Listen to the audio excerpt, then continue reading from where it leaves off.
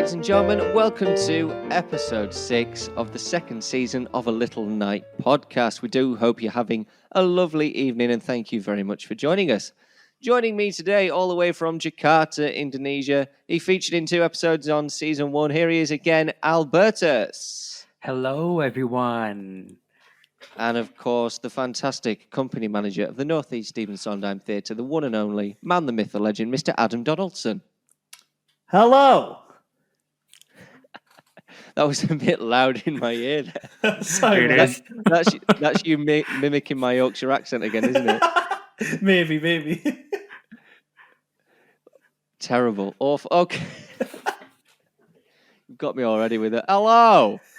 I don't even do that. I don't know. It's something that me and Tim Jasper that we've just came to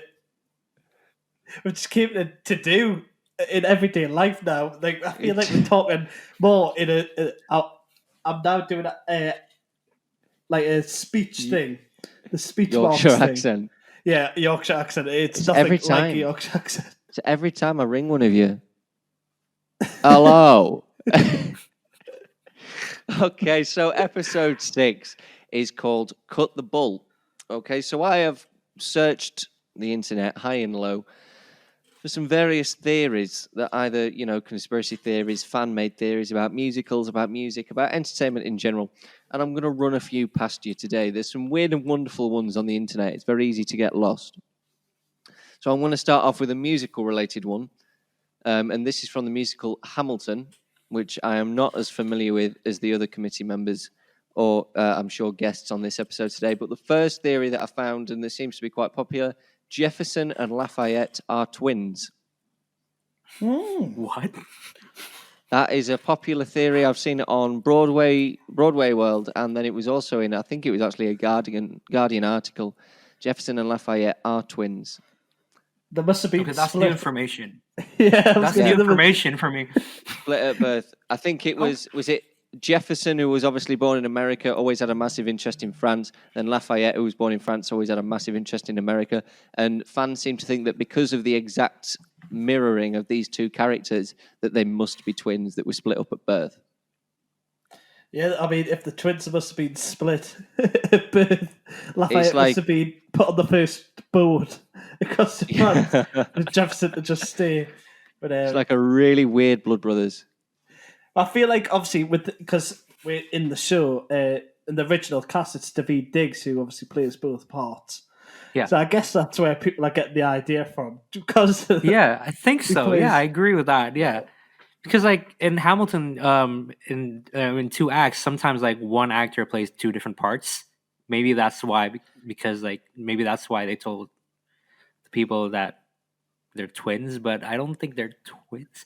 I mean, how do people come up with Yeah, there were some other Hamilton theories as well, but this is the one that featured most heavily in like blogs and forums and stuff, which is why it's the one I picked out. It just, it's a very, very strange one. I mean, it is. The Hamilton fandom is absolutely crazy. It's huge. It's just. It is. Honestly, I googled it. It's crazy. I googled musical theatre conspiracy theories just as a start base point. It was just I opened a whole can of worms. It was just ridiculous. Yeah, and like I feel like in a way it's a bit stereotypical, probably what I'm about to say, but I feel like with Hamilton coming out, it's probably aside from the subject, but away from like the twin subject, it feels like since the Disney Plus release of Hamilton, it's kind of became the new Wicked, if that makes sense. Where like people who are not necessarily like interested in musical theatre are really, really enjoying it. So you never know. It's people who could have been a new theory that everyone's came up with. Obviously, new fans. So I'm just scrolling down On Stage blog at the moment. Obviously, the first one, Jefferson and Lafayette are twins. That's the most popular. Second one, Maria Reynolds was behind the whole Reynolds affair. That was the second one. I think I can see that one. Yeah, that's. I would say I could imagine that they've orchestrated the affair, like the husband and the wife, just to Definitely. get because he my sends them favourite loads of one. money. Hamilton's story was doomed purely because the one time he said Macbeth. Oh yes, he does. Yeah, yeah. That's 5th in most popular. That's been that one. So yeah, we've ventured into the world of Hamilton. Now I'm going to really take you down a weird one. This is the most popular entertainment conspiracy currently on Google. Paul McCartney is dead. Oh, that's it. Okay. That's it. That's all it says. Everywhere I go, it's Paul McCartney is dead and Elvis Presley is still alive. They're the two most popular showbiz theories on Google right now. You know, a similar topic about Paul McCartney was reinstated before. I think before Paul McCartney, it was Michael Jackson. People said that Michael Jackson, right?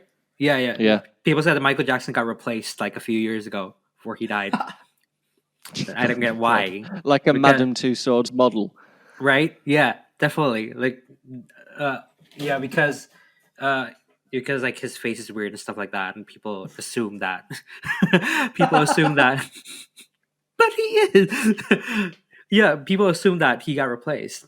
So like, I don't get where the theory comes from. He just had bad plastic surgery. I don't get where any of these theories come from. I mean, when I thought of doing an episode with the theme of conspiracy and fact and fan theories and all that sort of thing, I didn't expect to sort of go as far down the rabbit hole as I did when I went on Google. It's a whole world. And where do they get the evidence? Where do people think up this stuff? It's just an absolute strange goings on the internet. I get scared on the internet. Sometimes, I've got a funny story about Michael Jackson. Actually, I'll tell you. I feel like is it relevant and appropriate for this podcast? It is appropriate. So you're going to hear it exclusively on a Little Life podcast. So basically, when Michael Jackson died, I remember there was this video on YouTube of like these people going. You've probably seen the video of them going around Michael Jackson's house at Neverland, and there was like a shadow goes along in the back, and it's like Michael Jackson's ghost, that they say. And I see that, I was like, oh, and then like it gets you to like move towards the screen just so you can see it, and then a massive like thing comes up at the end going ah at the end. And honestly, that terrified us that person was going to come and get us like for the next week. So that like was me terrified about the age of 10 that Michael Jackson's ghost just was going to scare us at night. But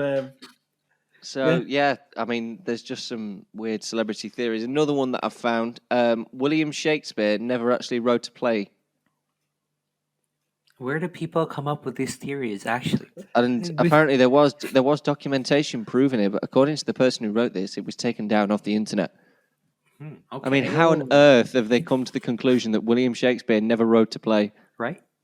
How? Didn't he write? There's 37, isn't there? Yeah. Yeah, it's true. 37 Shakespeares, I think. Don't hold me to that as gospel if somebody's listening. Please leave the correct amount of the comments. But yeah, William Shakespeare never wrote a play in his life. So that was what do we think to that one? I mean, like in these like in these past few years, like we have a lot of celebrities having like ghostwriters, so, like write for their books or write for their plays. I don't know if that term is already present during Shakespeare's time. There might be someone who's ghostwriting his plays, but like I don't know. It's like rap especially, isn't it? Like where they've like say like rappers like have got someone like writing the songs for them. Yeah. But I mean, unless we're like time travelers. I mean, that's a debate in itself about rapping. Yeah. We could oh god. It's just awful. It's just awful. There'll be no change in my mind on that front. We've already done unpopular opinions already. But I mean, unless we've become the Doctor from Doctor Who and we find a TARDIS and go back. Yeah. To the But- we'll never know, but I want to believe that William Shakespeare wrote all what of a it. turn up for the books that'd be if he was just a total fraud and somebody else did it. Who's never ever got the credit for it. How they'd unearth that, I'd never know. But okay, so I found a great one on Broadway World. So I've got a theory here about Little Shop of Horrors. Seymour was actually a deranged schizophrenic infatuated with his co-worker, who is an intense but healthy BDSM relationship with Orin and hallucinates the plant, telling him to kill people. Oh, that could happen. That's actually quite logical. That's quite logical. Like most realistic one. Yeah. And I think there's hundreds of comments after that saying this is an absolutely brilliant theory. Definitely. I think that's quite a logical one that could genuinely work. I agree. Well, like that's how a lot of people play Seymour. Like I played him last year, and I was kind like I'm not fully like down the schizophrenic route, but like he's very on edge in everything. So that maybe it is possible. Imagine if he's been the one who's orchestrated this. All these people getting that's crazy. Mm-hmm. And could you imagine Seymour played full in method schizophrenic? What a different kind of show it would be. Definitely, that would be interesting. That would be interesting, actually. Let me know if you want Ness to put on that first production. You got a production next year. That means who's playing schizophrenic Seymour? I tell you what, you never get subjects like this in other podcasts. That is true. Yeah. That's true. I don't know. I think that'd be a bit of a. You see, I'd love to do a show that's a bit sort of on edge, a bit close to the bone. Something that's that crosses the line, but it's what you can get away with nowadays. Yeah, definitely. Yeah, definitely. Mm-hmm. People are a lot more sensitive. And then another weird one which I found, which seems to pop up quite often. I'm going back to the world of mainstream pop music. Taylor Swift is an agent for the Illuminati. I've heard that one. Have you? Yeah. Well, there's that to Beyonce as well. Another one that's featured quite heavily on the internet. Oh yeah, the Beyonce one. Have you seen the video of the what's it? What's it? Single ladies. Single ladies. Oh yeah, single ladies. There was a video of somebody like reversing the lyrics. Oh, okay. And it's like I've not seen this. Like, is it satanic? Yeah, I mean, like it's part of there's part of like Satan vibes in it, like what's just saying and that, which could be very fabricated, but I mean, I'm sure she's just singing about single ladies. Just put the hands up. I mean, like there are a lot of songs like for that conspiracy theory itself. There are a lot of songs they said which, if you put backwards on that song, you'll hear like those satanic verses. Like you can find them like Katy Perry songs or like Jay-Z songs and stuff like that.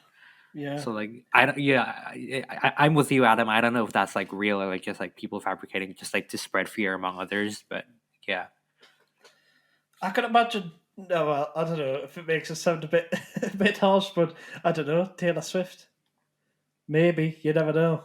You never know. Yeah. I've got one about Hairspray here as well, that was posted in musicalconspiracytheories.com. Wow, they have. I've always thought about the idea in spelling Olive's mum is at what?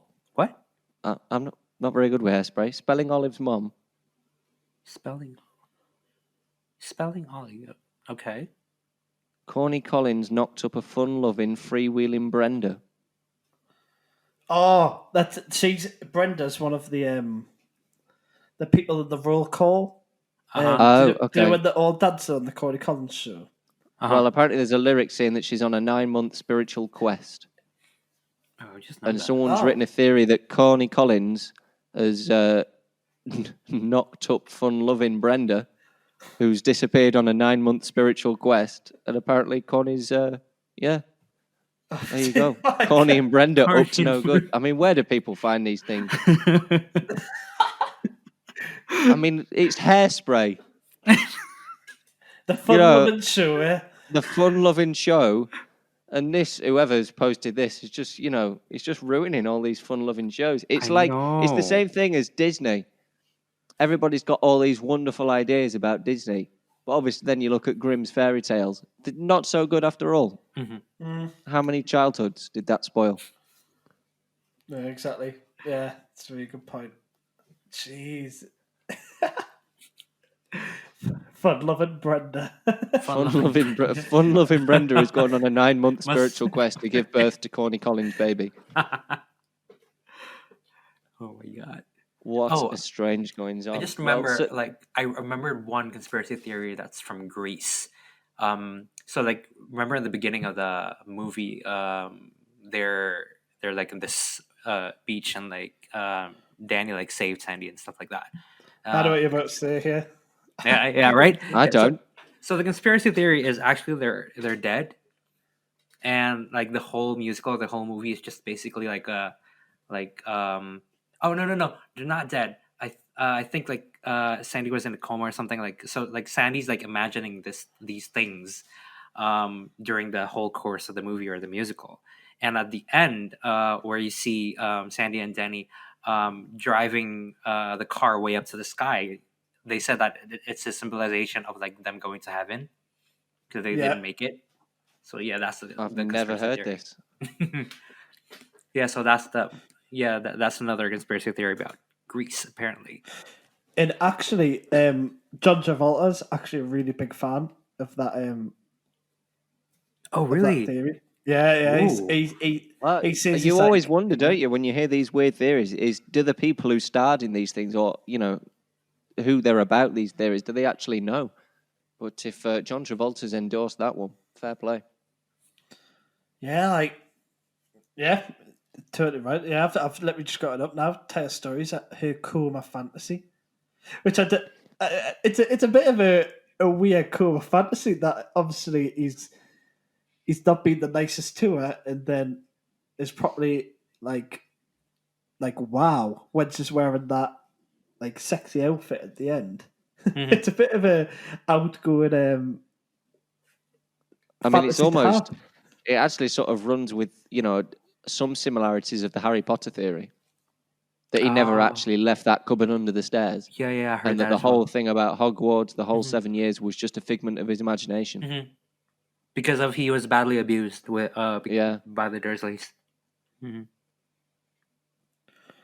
Yeah, I'm looking here and it's saying it would explain. This is from USA Today. This would explain Danny's boast to his male friends. I saved her life. She nearly drowned. Mm-hmm. So obviously, he's really bragging and it's like a cross between Inception and Grease. Honestly, when I first heard that, and then when you hear about the theory that they watch Grease after, it has a whole different vibe edge to it. I think, yeah, it's really weird. Mm-hmm. But yeah, I think that one's very possible. It's very interesting how people have came to that as well. That's it doesn't true. really give you any insight. Yeah, it makes you wonder where people think these things are. Move back to Hamilton then for a second, because that seems to be the one that you have. Okay, is it Aaron or Aaron? Aaron. Aaron Burr is an identity thief. This hilarious theory was proposed. Allegedly, Burr doesn't confirm his identity at any point in the whole of Hamilton, well apart from when he introduces himself as Aaron Burr in Right Hand Man, but we'll gloss over that. So, is fake Burr just an ambitious man who wants to rise up and steal somebody else's identity to do so? Is this a far-fetched theory? You know what? Aaron Burr's my boy. I love Aaron Burr.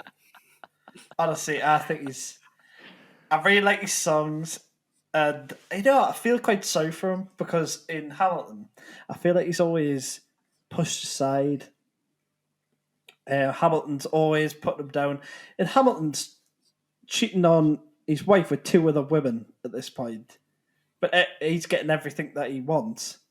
Whereas Burr, it's just annoying him and getting him more and more annoyed.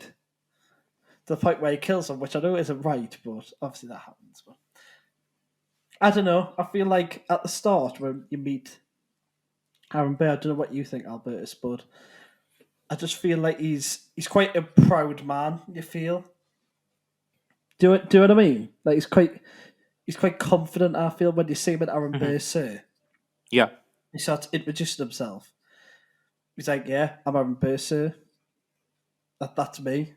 But and everyone knows him, so I don't know. Yeah, I guess that's true. I mean, like Lynn definitely did his homework and like found out about like Aaron Burr's background and stuff like that.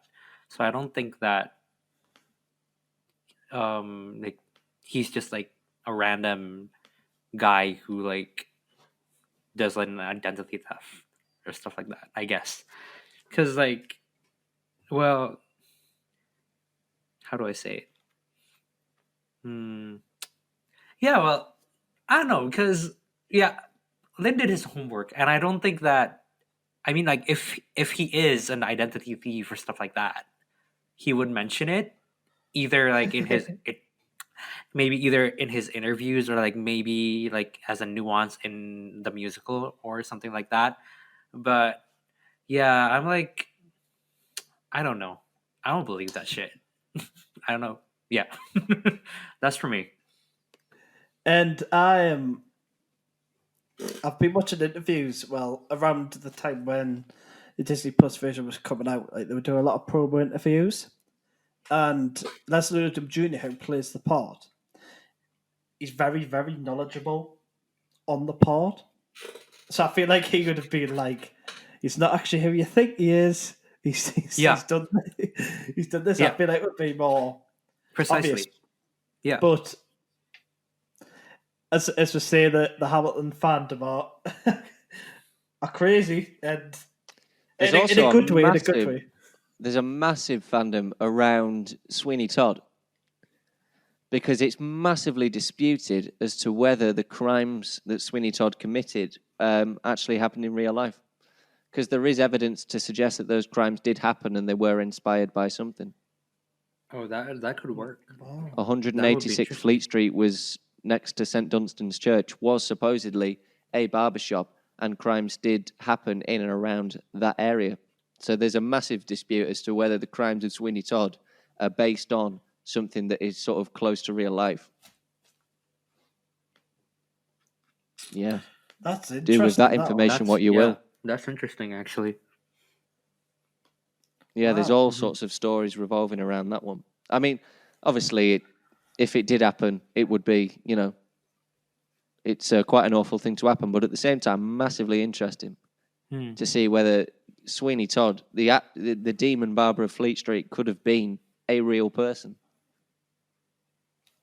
That is crazy. That I know. But that I'm assuming the bit where they made them into pies. I'm assuming that was for just exaggeration, exaggerated, just for the show. But isn't it like based off a true story, like the whole of Sweeney Todd? Supposedly so. I mean, we discussed in series 1 whether Sweeney could have had a different career path to be able to commit the crimes that he committed. And there's a theory I'm reading here. He was both a hairdresser and a doctor. Oh, wow. That changes it up a lot then. If that's true. The demon doctor of Fleet Street. Yeah. Could you imagine if you weren't feeling too well and you turned up to Sweeney Todd? I mean, Jesus Christ. You'd make a miraculous recovery if you saw him, wouldn't you? Yeah. But I think it happened. That's always something that I've thought. That the actual... It could happen, definitely. Yeah, I agree. Yeah. That's He'd crazy, be up there, wouldn't he? He'd be up there. That in a doctor as well. That's in a doctor for minor bodily injuries, according to the article which I've just been reading there. I mean, it had turned into probably quite a bad bodily injury if you went to Sweeney Todd. Bloody hell. Especially if it's the judge as well. He had a bad back or something.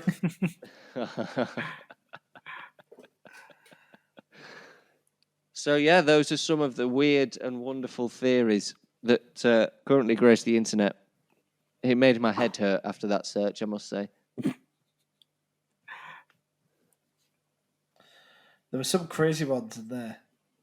Really, really crazy. Yeah, so we've had Jefferson and Lafayette are twins. Paul McCartney is in fact dead. Elvis is alive. William Shakespeare's never written a play in his life. Taylor Swift is a member of the Illuminati. Seymour was a schizophrenic. And Sweeney Todd might actually have been real after all. What a weird world we live in if even one of those are actually true. Yeah, and I mean, people's minds are crazy, man. Like, how did they come up with the theories and stuff like that? They must have nothing to do. Seriously. I mean, let's face it, nobody's got anything to do currently. Oh, yeah, that's true. Yeah. So people have got time to sit around and write these theories. Yep. That makes sense. I think as a company we should make our own theories and just post them out to the internet and see what kind of reaction we get. Yeah, it could go viral, guys. And then before you know it, it's been endorsed. Mm-hmm. It's a whole thing. It'll be in the Daily Mirror. Yep. Because, I mean, let's face You it, The never know. Sun, they post an article saying that Elvis is alive pretty much every other week. They have nothing else to put in their paper. Oh, another one. Everyone says that, do you know Tupac, the rapper? Mm-hmm. Mm-hmm. Loads of stuff that he's alive. Loads of people say that he's alive as well. And another one, that Adolf Hitler is also alive. Have you seen Oh, that? yeah. I've never seen that. It's about, is Wouldn't he he be still... about? I heard that. He'd be 120 now, wouldn't he? Wait, No, that he that's was true, still though. alive. Wait 2 seconds. Just one last thing here. When was Adolf Hitler born? Because didn't he fight in World War One? 1889. But Oh, well, definitely not then, is he? no, but He'd be 131 now. no, but like that he actually did die when he Yeah. He still lived, Yeah. basically, to die naturally. So it's said that suppose. Oh well, no, he died. He died in 1962, supposedly, Mm. and that he did not commit suicide, but he actually escaped to Argentina.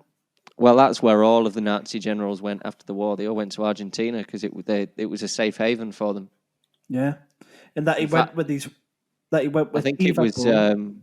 was it Starling? Starling opened up the ski club in Argentina, Oh, really? in Tierra del Fuego, I think. Don't hold me to that. That one. If that one's true, that one's. I mean, could you imagine turning up for your ski tutorial? Joseph Stalin stood there. It's just crazy. You won't want to do your lesson then, would you? Like, if it feels like whenever like a news is confirmed, it might not actually be confirmed because people come up with like quite believable evidence that Yeah, it's Turns it surprising around. what they can do to make you believe what they're saying. yes, that one's bad. And that Tupac, people say that he's still alive and like they have photos of like of what he looks like now and that of somebody who looks extremely like him being like, yeah, he's still alive. When obviously he died like years ago. I think that one's crazy as well. I remember seeing like the Pope on TV when I was a kid, and I thought he's definitely not alive. He sat in that car. Oh, yeah. They've just got him. They've just got him on like strings, and they just like bring the arm up. that would be something like, wouldn't it? Someone's been puppeted. Yeah. Well, that's quite something. And I've set myself off. I think on that note, we'll wrap it up there. Well, ladies and gentlemen, thank you very much for joining us on episode 6 of season 2 of A Little Night podcast. We do hope you've enjoyed yourselves. And as always, we will be here next Monday night from 7 p.m. But from myself, Adam Donaldson and Albertus Ray, we thank you very much for joining us, and we'll see you next week. Thank you very much.